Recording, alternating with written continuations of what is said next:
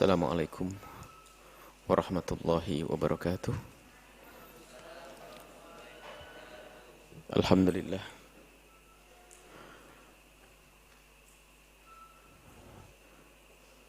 Nahmaduhu wa nasta'inu wa nastaghfiruh. Wa na'udzu billahi min syururi anfusina wa min sayyiati a'malina. May yahdihillahu fala mudilla lahu wa man yudlil fala hadiya lahu. Wa asyhadu an la ilaha illallah wahdahu la syarika lahu. Wa asyhadu anna sayyidana Muhammadan abduhu wa rasuluh. Allahumma salli wa sallim ala habibina sayyidina Muhammad wa ala alihi wa ashabihi wa tabi'ina lahum bi ihsanin ila yaumiddin. Allahumma ya rabbana inna nas'aluka ilman nafi'a wa na'udzubika ya rabbana min ilmin la yanfa' wa amalin la yurfa' wa qalbin la yahsha' wa 'ainin la tadma' wa nafsin la tashba' innaka anta ala kulli syai'in qadir. Allahumma ya rabbana rizukna taubata qabla al-maut wasyahadata 'inda al-maut wal jannata ba'da al-maut, amma ba'du. Kita lanjutkan belajar fikih dengan fikih praktis. Kita sudah sampai kepada rukun yang ketiga, rukun yang kedua, yaitu rukun fi'li. Rukun ketiga ya. Ketiga ada rukun fi'li. Rukun ada rukun qalbi, ada rukun qauli, ada rukun fi'li. Rukun qauli ada 5, rukun qalbi ada 1. Sekarang ada rukun namanya rukun fi'li, yaitu pekerjaan, gerakan-gerakan pekerjaan. Yang pertama adalah berdiri bagi yang mampu. Kalimat yang mampu ini harus ditegaskan. Selagi tidak mampu, tidak bisa berdiri, maka boleh duduk.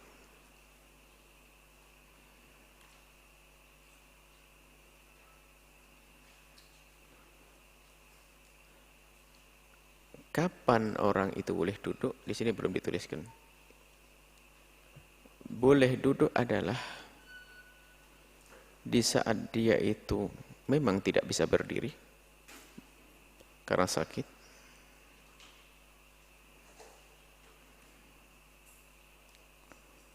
Dan paling ringannya uzur adalah jika berdiri karena menahan sesuatu, apakah itu sakit, menjadikan sebab dia tidak bisa khusyuk. Misalnya orang yang memang kondisi tubuhnya kurang stabil, nggak seimbang atau bagaimana. Jadi kalau berdiri dia dalam was-was, takut jatuh. Jadi tidak harus sakit parah. Cukup kalau seandainya berdiri mungkin pusing atau takut jatuh, itu sudah boleh duduk. Paling ringannya cukup menghilangkan, artinya betul-betul berdiri itu mengganggu dia.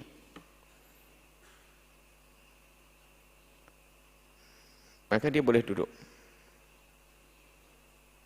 Duduk tidak harus orang sakit parah. Bahkan juga tidak harus di kapal layar yang ada ombaknya, tidak. Seandainya dia jalannya biasa, tapi namanya perjalanan mengganggu kekhusyuannya, itu sudah boleh dia duduk. Ukurannya masing-masing. Artinya dia yang bisa mengukur dirinya sendiri. Kalau sudah tidak bisa duduk, maka nanti berbaring. Berbaring itu adalah seperti tidurnya mayat yang dikubur, yang pernah melihat. Yaitu berbaring dengan salah satu sisi badannya, dengan catatan dadanya harus dihadapkan ke kiblat. Adapun kepalanya mah bebas, karena mungkin sakitnya adalah di bagian tangannya, maka miringnya ke kiri. Ke kiri begini, kiblatnya ke sana. Jadi ini kepala, kiblatnya ke sana. Kalau ternyata bisanya ke kanan, kepala. Jadi tergantung. Jadi kayak mayat dibalik. Kalau mayat kan rata-rata kepalanya adalah diarahkan di sebelah kanan kita, barat ke arah utara, sana barat.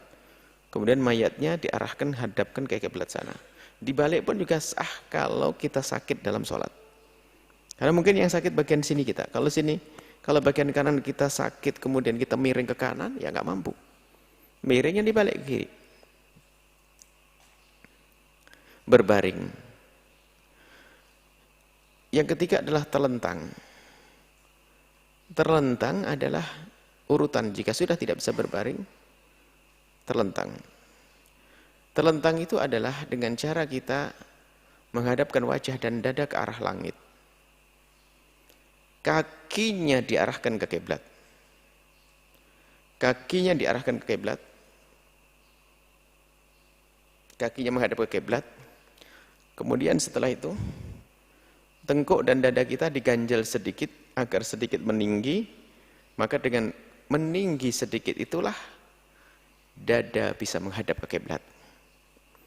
Jadi cukup diganjal sedikit dengan bantal sedikit. Kalau banyak juga lebih bagus, hampir setengah duduk. Kalau tidak mampu ya secukupnya, hanya miring aja, sedikit miring. Miring ke arah berdiri. Jadi setengah, bukan berdiri, arah duduk. Jadi dari baring ditinggikan sedikit, tengkuknya diganjal atau bagian punggungnya diganjal, maka itu akan menjadikan dada itu bisa sedikit menghadap ke kiblat. Seperti itu. Kemudian bagi orang yang sholat sunnah, berdiri tidak wajib. Boleh dia melakukan sholat langsung duduk, cuman pahalanya separuh dari saat berdiri. Jadi pertama berdiri, duduk,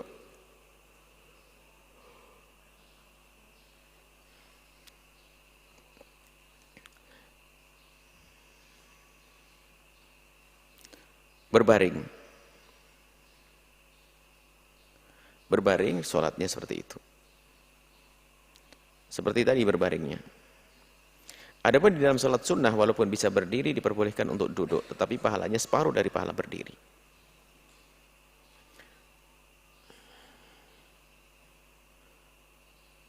Selain daripada berbaring, sebagian ulama mengatakan sudah tidak perlu lagi deh, zikir saja. Selain daripada berbaring, tidak perlu lagi.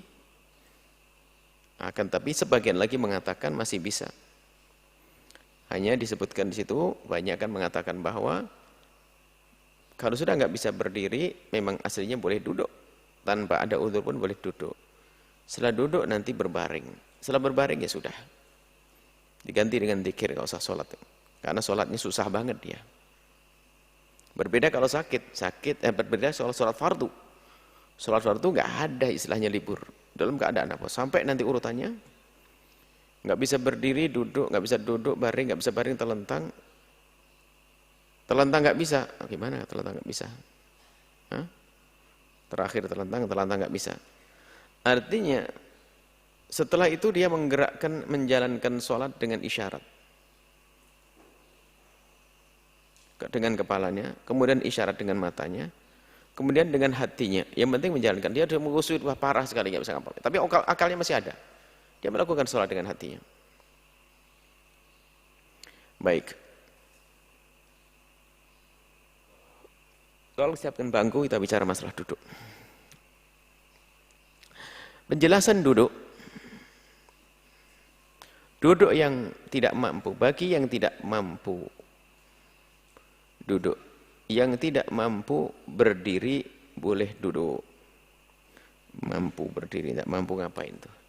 Yang tidak mampu berdiri, bangkunya di situ diambil kelamaan, dia muter kemana, diambil itu. Kalau dengan Buya yang cepat, nggak boleh muter. Itu langsung sana. Ambil saja. Yang tidak mampu berdiri boleh duduk. Iya itu, bang, iyalah anak soleh. Buat kaki, masa kursi itu.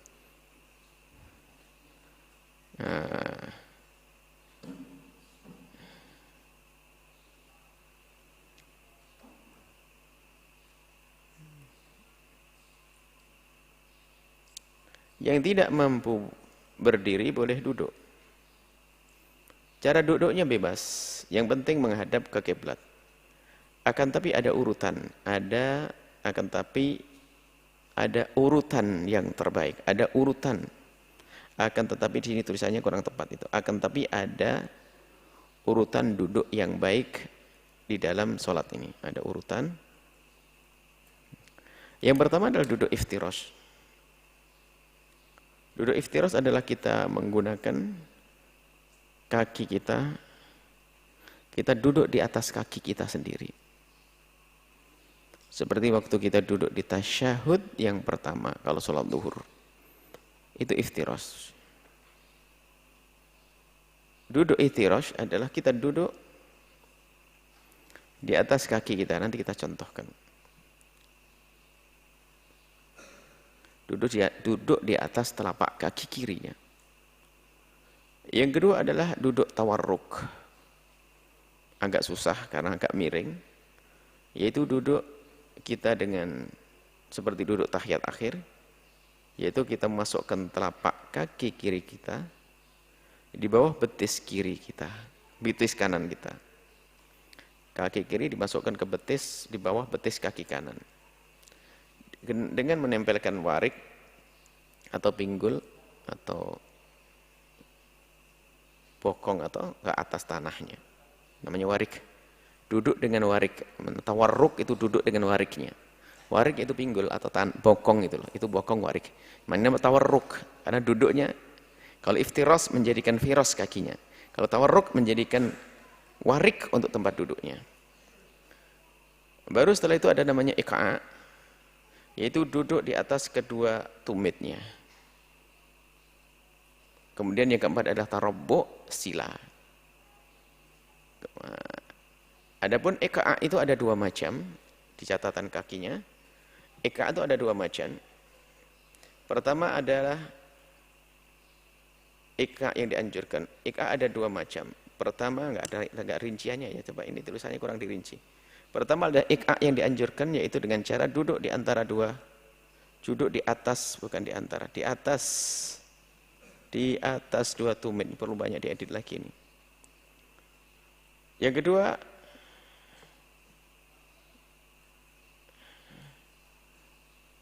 yang pertama yang dirinci.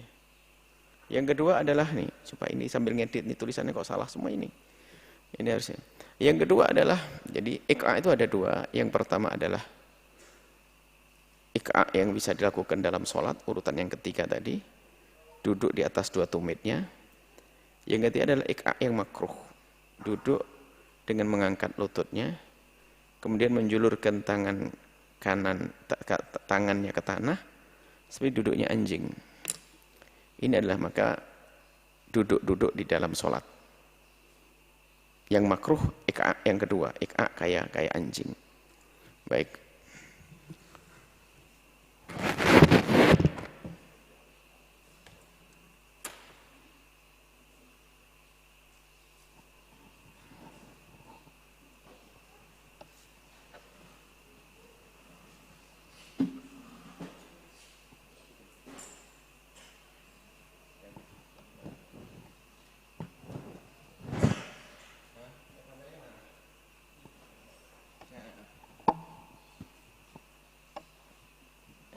Iftirash itu begini, jadi menjadikan kaki kita firas untuk duduk kita, namanya iftirash. Ini duduk yang terbaik dari dalam sholat. Adab ini dianjurkan seperti ini, mengupayakan bagian daripada tubuhnya menghadap ke kiblat. Ini iftirash. Kemudian yang namanya tawarruk itu menjadikan warik itu ini. Warik itu ini. Bokong kita ini warik. Jadi memasukkan ke telapak kaki kiri di bawah betis kanan, seperti ini namanya tawarruk. Ini tingkatan yang kedua. Kemudian tingkatan yang ketiga adalah duduk dengan cara iqa'. Iqa' yang disunnahkan, iqa' yang dianjurkan adalah seperti ini. Tapi urutan ketiga jangan mendahulukan ini selagi masih bisa iftirash tadi. Jadi begini, boleh kita sholat begini. Kemudian yang terakhir adalah tarabbu' sila. Seperti ini. Ini adalah tarabbu'. Adapun iqa' yang makruh adalah dengan cara memberdirikan lututnya, lalu tangannya diturunkan ke bawah begini.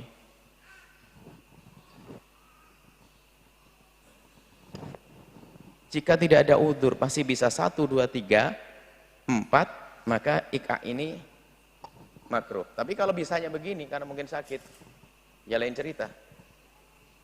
Ini menjulur gini. Ini ika yang tidak dianjurkan kecuali memang darurat. Setelah itu kalau nggak bisa boleh duduk bebas. Duduk gimana saja, suka-suka. Yang penting diupayakan dadanya menghadap ke kiblat itu.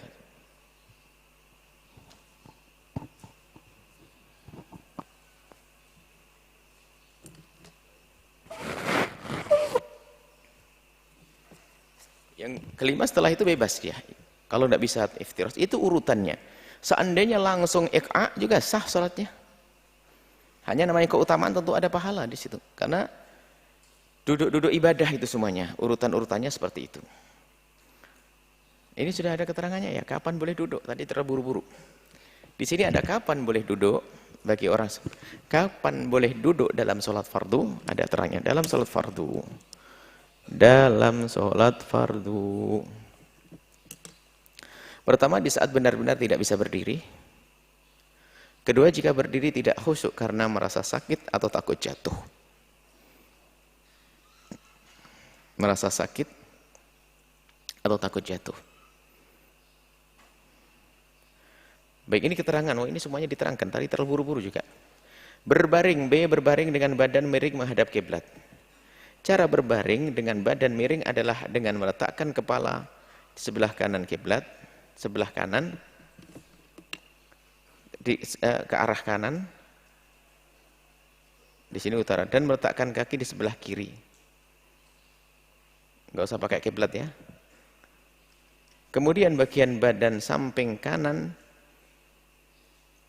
ditempelkan ke alas sholat. Wajah dan dada menghadap ke kiblat secara sempurna. Ada tambahannya.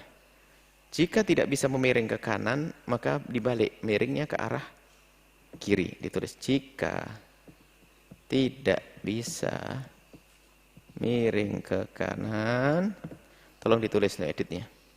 Boleh diganti miring ke kiri. Baik, kedua telentang itu gimana sih? Dengan kaki menghadap ke kiblat dan leher diganjal agar dada menghadap ke kiblat dan wajah agar dada dan wajah menghadap ke kiblat. Selesai. Itu di saat berdiri.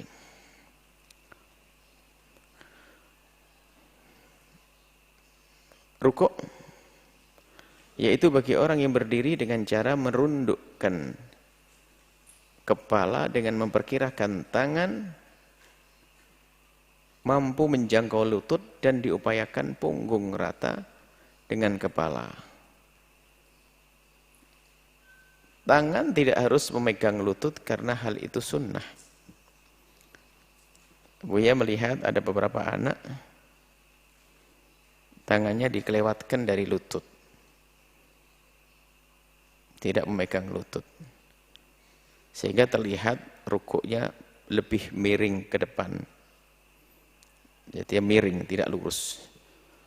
Rata-rata orang normal adalah di saat kita memegang lutut kita dengan telapak kita, maka akan terbentuk punggung yang lurus rata. Itu rukuk, itu seperti itu. Sunnahnya, sempurnanya seperti itu. Sempurnanya dengan kita meletakkan dan lebih enak ada sandarannya. Kalau tidak ada megang lutut kan aneh, gantung begitu. Jadi ke arah lutut itu. Bagi yang sholatnya duduk, makanya bisa ada yang dicontohkan, biar silat dari sini. Duduk di atas biar miringnya ke sana, miringnya di alas, miring. Rukuk bukan duduk, rukuk. Miringnya di arahnya, ya. Rukuk, mejanya diputar, nah soleh. Arifin yang paham ya, yang ngadep bukan situ, miring diiringkan panjang, ngikuti arahnya lah, biar dilihat sana. Rukuk coba, rukuk tak, rukuk kurang. Itu punggungnya lurus, tangannya menyentuh lutut seperti itu. Tangannya lurus, bukan, tangannya kelurus di tegaknya, tidak usah dibengkokkan. Kalau bengkokkan nanti kepalanya lebih rendah lagi. Tangannya lurus begini, bukan begitu. Tangannya lurus plek gitu, bukan. Jadi tidak usah dibelokkan sikunya. Nah, itu pasti lurus nanti. Justru kalau dibelokkan nanti kepalanya lebih merundal. Ya seperti ini. Jadi tangannya nggak usah dibeginikan, lurus plek begitu. Jadi kayak sandaran standar yang benar gitu. Jadi plek begitu dilepas. Jangan diginiin. Kalau belok pasti nanti kepalanya lebih merunduk lagi. Seperti itu. Jadi baik. Sebagian anak kelewat. Makanya kelihatan pungguknya. Tolong Anda bisa perhatikan, ada beberapa anak berlebihan itu namanya. Berlebihan sampai hampir nyentuh kakinya. Sholat itu bukan main-main, kecuali memang tanganmu kepanjangan. Alah cukup.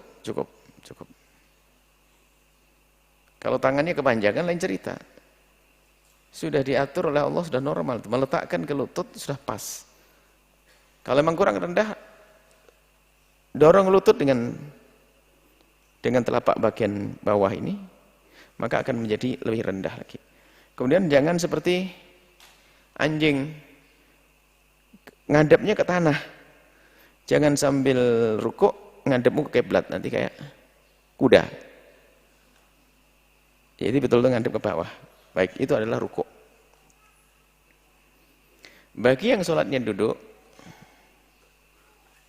cukup dengan sedikit merundukkan kepala, cukup dengan sedikit merundukkan kepala dan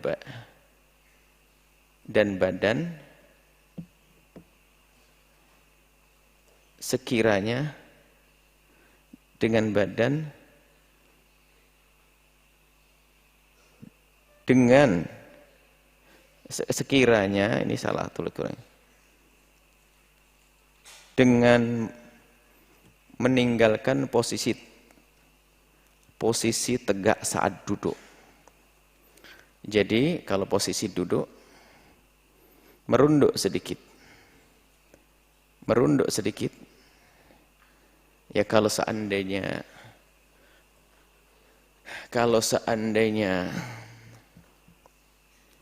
dia bisa sujud, ini ada dua macam.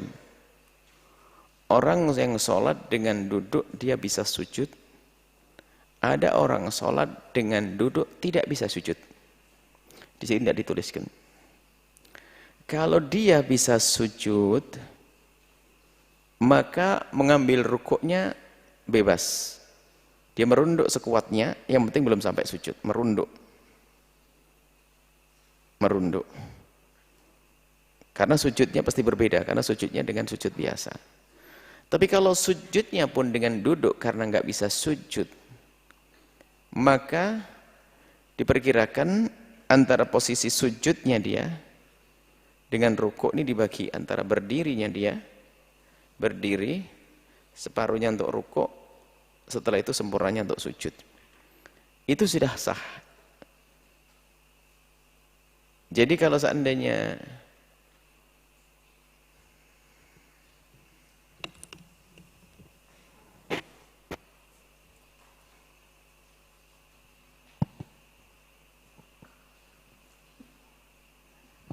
kalau dia masih bisa sujud, nggak bisa berdiri tapi bisa sujud, itu kan begini ke bawah. Maka rukuknya dengan begini. Ini rukuk. Ini rukuknya. Baru setelah itu sujudnya ke arah. Adapun yang sujudnya ini dekat kan? Ini jauh kan ya dengar. Dekat lagi. Kalau sujudnya kalau tidak sujud karena nggak bisa mungkin, maka rukuknya ya merunduk seperti ini. Kemudian sujudnya lebih rendah dari rukuk. Ada perbedaan, itu sudah cukup. Jadi mudah. Kalau ini rukuk, kemudian setelah itu sujudnya lebih rendah lagi. Seperti itu. Jadi kemudahan.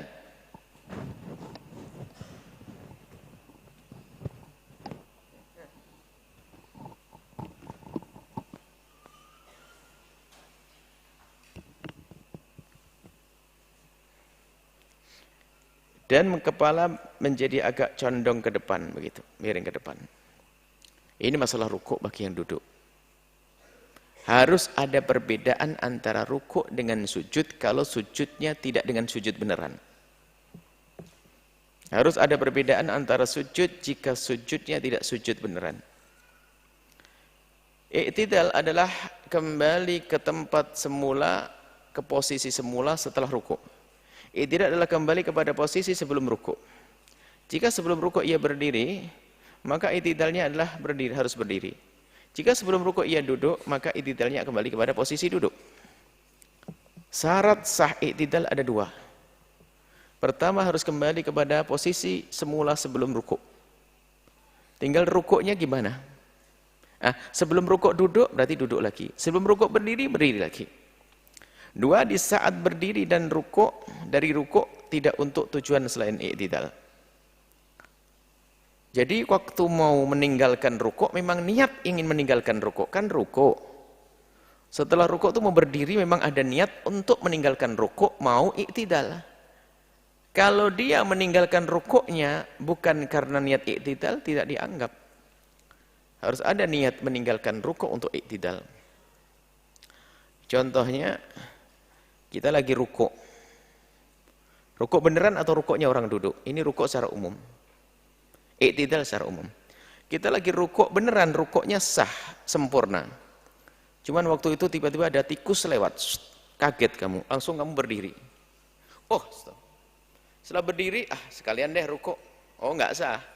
Karena waktu kamu berdiri meninggalkan rukuk menuju i'tidal, bukan niat i'tidal, tapi karena menghindari tikus. Jadi harus di saat i'tidal niat. Sami Allah liman hamidah. Niat seperti itu. Keempat adalah sujud. Syarat sujud ada 7. Sujud itu ada 7. Sujud, bukan syarat sah sujud ada 7. Maksudnya sujud dengan 7 anggota, mohon maaf. Syarat sujud ada 7. Pertama sujud, sujud dengan 7 anggota. Anggota sujud yang pertama adalah jidat. Jidat. Nih, kalau pakai imamah harus waspada. Harus ada bagian ini. Ini yang sudah kena. Kalau imamahnya di sini nggak sah nanti. Dalam mazhab Syafi'i. Ini harus ada bagian yang menyentuh. Ini. 2 telapak tangan. 2 telapak tangan. Jadi tidak harus menghadap ke kiblat. Yang jelas ini nempel. Telapak tangan nempel ke tanah, ke tempat sujud. Yang kedua, 2 lutut.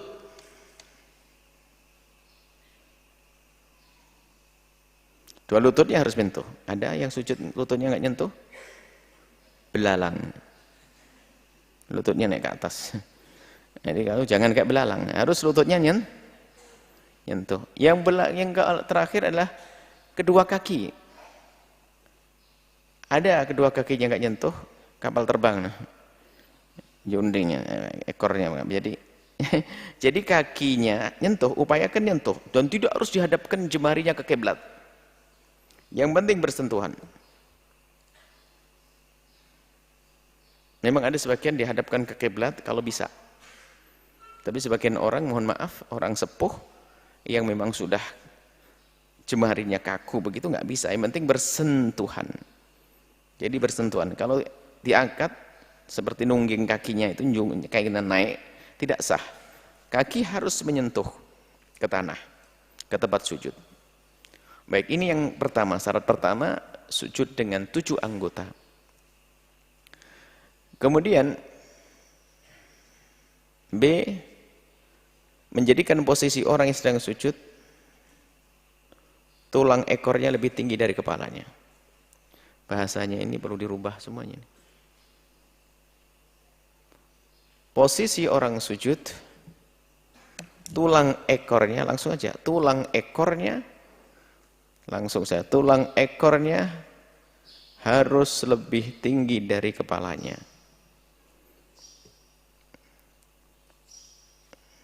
Tulang ekornya harus lebih tinggi dari kepalanya.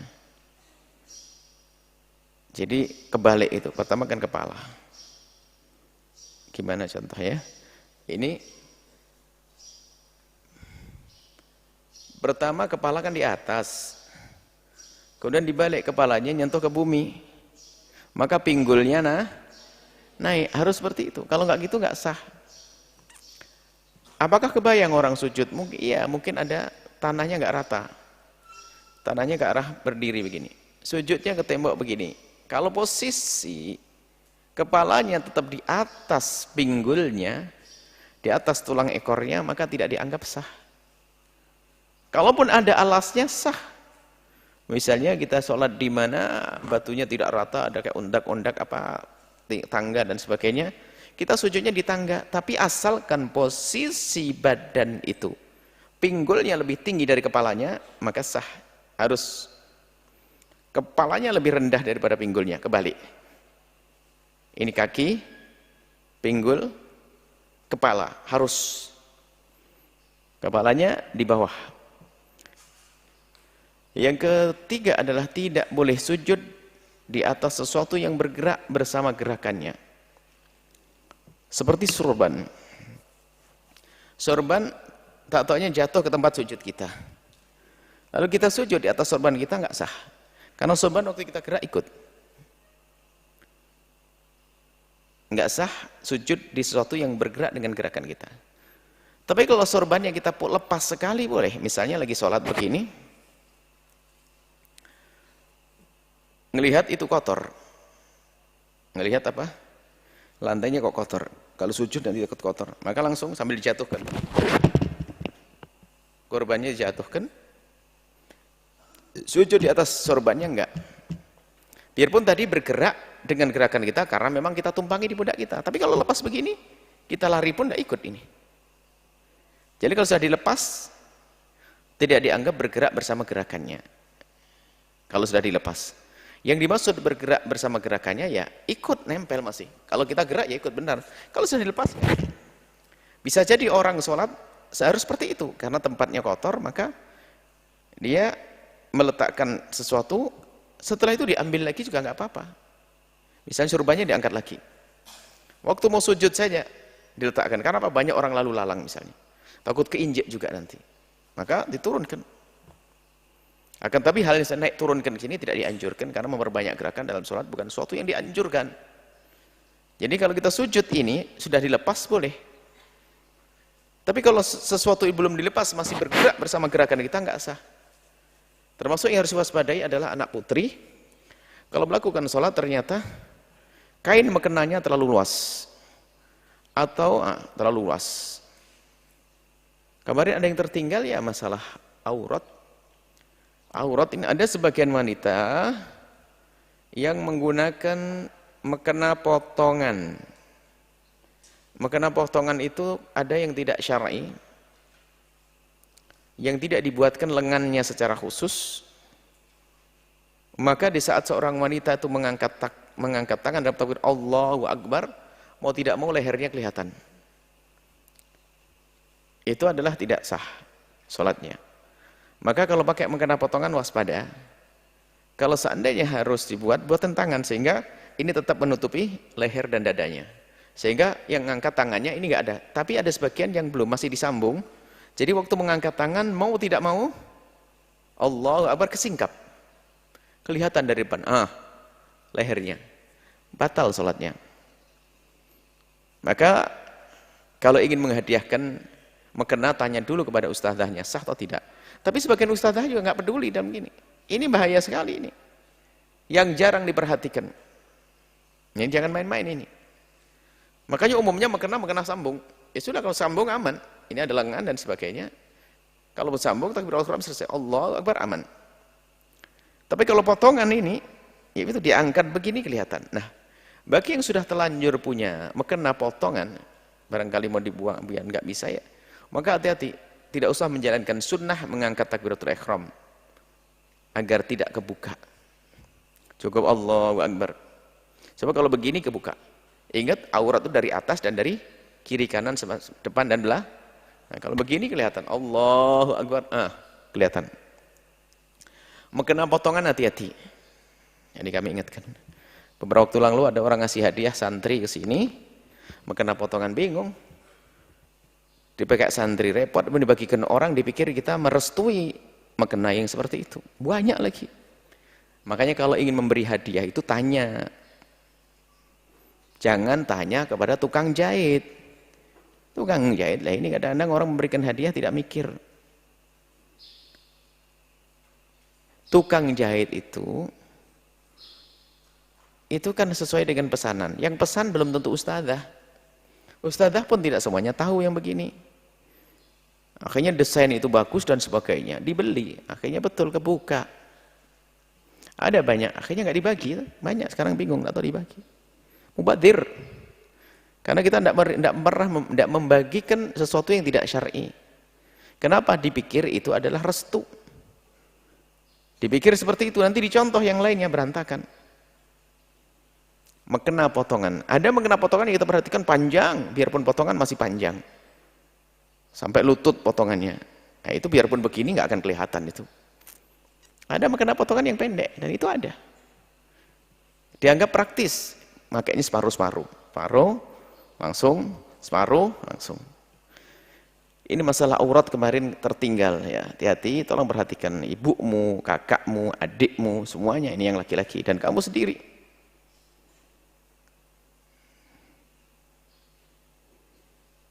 Urusan sholat. Kemudian termasuk bersujud di atas rambutnya yang menuhi jidatnya. Lah ini jangan sampai salah paham, dipikir ada ini tidak tahu sumbernya dari mana di masyarakat. Buya, laki-laki lagi ngomong. Buya katanya kalau sujud ada satu rambut di jidatnya, sujudnya tidak sah walau sya'rah wahidah. Biarpun satu rambut itu bab wudu, ngusap kepala. Bukan bab sujud. Sujud ada rambut 1 2 3 4 enggak ada masalah. Bagi laki-laki yang enggak boleh ada laki-laki sujud rambutnya rambut yang kaku apa? Tebel tapi ke arah jidat. Kemudian waktu sujud rambutnya menutupi jidatnya semua sehingga jidatnya dia bisa menentuh ke tempat sujud. Ini lagi. Kalau perempuan benar, enggak usah pakai sujud. Sebelum sujud ada satu rambut bergoyang-goyang begini. Kamu biarkan batal sholatmu. Satu rambut. Hah? Satu rambut dimasukkan atau dicabut saja biar tidak menjadi auratmu dalam sholat. Karena selagi masih kau bawa dalam sholat harus rambut satu, sing, goyang-goyang, Allah, ajib, batal. Jadi langsung masukkan, selesai. Kalau perempuan iya, walau sa'rah wahidah. Cuma laki-laki nggak ada urusan. Ada rambut 1, turun 2, nggak apa-apa. Yang penting bagian jidatnya ada yang bersentuhan dengan tempat sujud. Ini juga perlu kami ingatkan, ada sebagian yang salah paham. Biarpun ada satu rambut nggak sah. Itu bukan untuk laki-laki, perempuan. Kamu laki-laki atau perempuan? Baik. Saat merunduk kepada sujud atau hendak sujud, saat merunduk untuk sujud, hendak sujud, tidak bermaksud untuk melakukan selain sujud. Ini sama dengan ruku'. Jadi semua gerakan itu harus ada maksud kepada tujuan ibadah tersebut. Dari i'tidal mau sujud harus ada niat, saya mau sujud, Allahu Akbar. Tapi kalau tujuannya tidak untuk sujud, nggak sah. Misalnya Pak, nolong anak kecil mau menangis, terus kita ambil begini sambil merunduk. Sekalian deh sujud, nggak sah. Cuman ini hal-hal kayak begini jarang terjadi. Mau ngapain juga kita merunduk tanpa ada hajat. Anak kecil juga jarang dengan kita. Cuman ilmunya harus seperti itu. Jadi merunduknya waktu sujud harus ada maksud untuk sujud. Yang selanjutnya, hendaknya tempat sujud mendapatkan beban kepala kita. Jika seandainya itu kapas, maka ia akan kempes. Ya, ia akan kempes. Jadi kalau merunduk, kalau sujud itu ditempelkan, jangan ditahan. Ya gaya aja, action. Kepalanya ditahan, nyentuh enggak? Pengen nyentuh, tak. Tapi enggak ada beban enggak? Jadi harus tempat sujud kita merasakan beban kepala kita. Allahu Akbar. Dan nggak usah digosok-gosok biar jidatmu hitam, nggak usah. Biar kelihatan ahli sujudnya. Nah, bukan, nggak usah. Biasa saja. Digosok-gosok. Karpet halus nggak mau. Kenapa? Nggak bisa hitam jidatnya. Pengen karpet yang kasar itu. Terus gosok. Nah ini. Nggak usah seperti itu. Kalau niatnya untuk pamer malah riak, haram itu nanti. Baik. Selanjutnya adalah tumak ninah. Dalam sujud harus terasakan berhenti sejenak. Harus ada berhenti sesaat, gitu. Nggak boleh langsung kayak sampai dalam, karena kril ghurab seperti digambarkan Nabi, ada orang sujudnya seperti gagak yang matuk. Nggak sah. Harus ada Allahu Akbar, Allahu Akbar, Allahu Akbar, Allahu Akbar. Asah. Catatan, tumak ninah yaitu diam sejenak dalam rukun fi'li yang 4. Ada rukun fi'li yang 4, ruku' i'tidal, sujud dan duduk di antara dua sujud. Ruku' i'tidal, sujud dan duduk di antara dua sujud, ini perlu namanya tumak ninah. Yaitu berhenti sejenak. Diperkirakan cukup membaca subhanallah, Allahu Akbar, subhanallah, Allahu Akbar, Allahu Akbar, subhanallah, Allahu Akbar. Anggap saja begitu bacaannya. Allahu Akbar, Allahu Akbar, enggak sah. Allahu Akbar, subhanallah, Allahu Akbar, Allahu Akbar, subhanallah, Allahu Akbar, gitu. Allahu Akbar, enggak sah.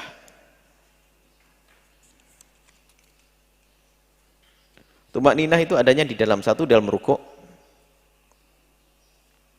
i'tidal, sujud, dan duduk di antara dua sujud. Nah, kemudian di dalam rukuk tadi,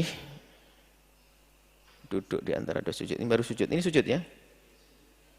Nah, kita lanjutkan nanti aja. Ini ada sedikit nanti masalah sujud. Ini ada yang wajib ditutup, wajib dibuka, insyaallah. Semoga Allah memberikan pemahaman yang benar, berikan ilmu yang manfaat.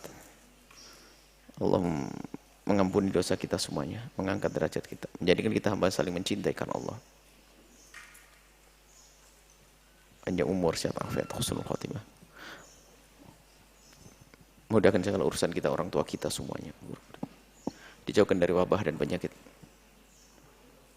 Al-Fatihah. Bismillahirrahmanirrahim.